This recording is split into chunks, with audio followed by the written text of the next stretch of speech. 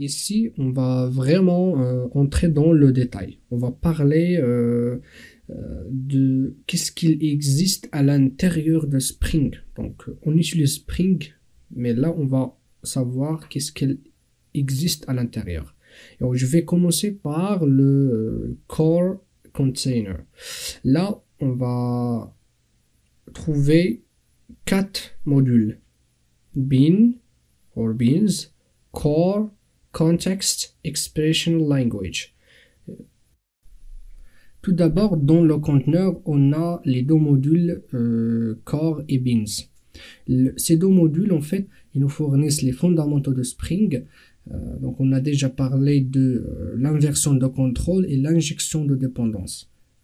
Ensuite, ils nous permettent de séparer la configuration de l'application et la spécification de notre logic métier de l'application. Ensuite, il y a le module contexte qui nous permet en fait d'accéder à nos beans et les gérer d'une manière très simple. Donc, c'est le point d'entrée vers le conteneur.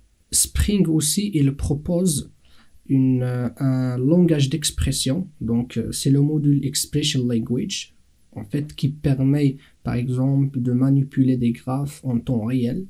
Moi, je le trouve comme étant une extension par exemple, si vous avez déjà travaillé avec des langages d'expression, c'est une extension, par exemple, de Unified EL. EL, c'est Expression Language, qui est déjà proposé et spécifié par GSP.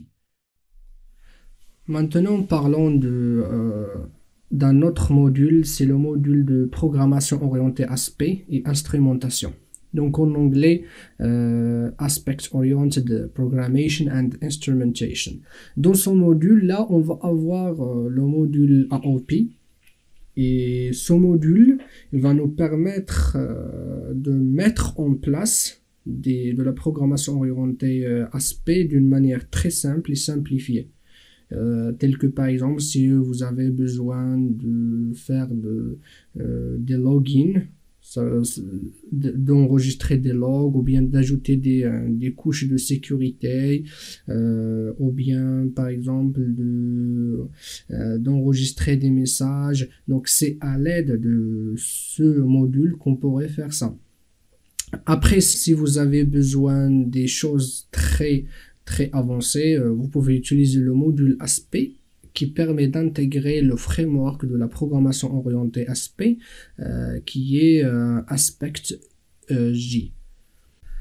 Ensuite, il y a le module instrumentation. Donc l'instrumentation en informatique, en général, c'est quoi? C'est l'ajout des instructions dans le code.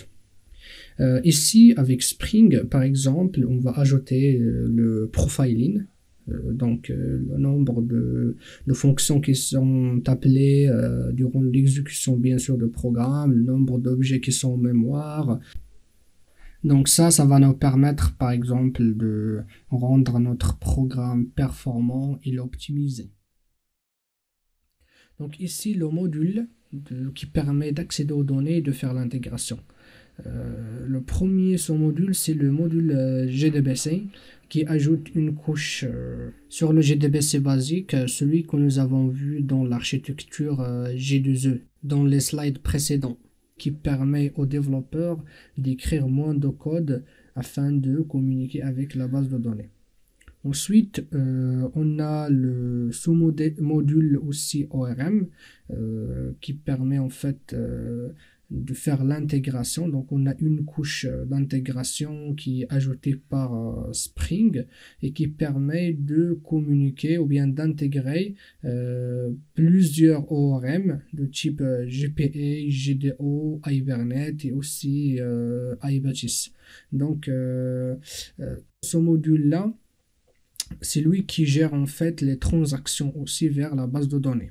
Ensuite, on a OXM, c'est lui en fait qui fournit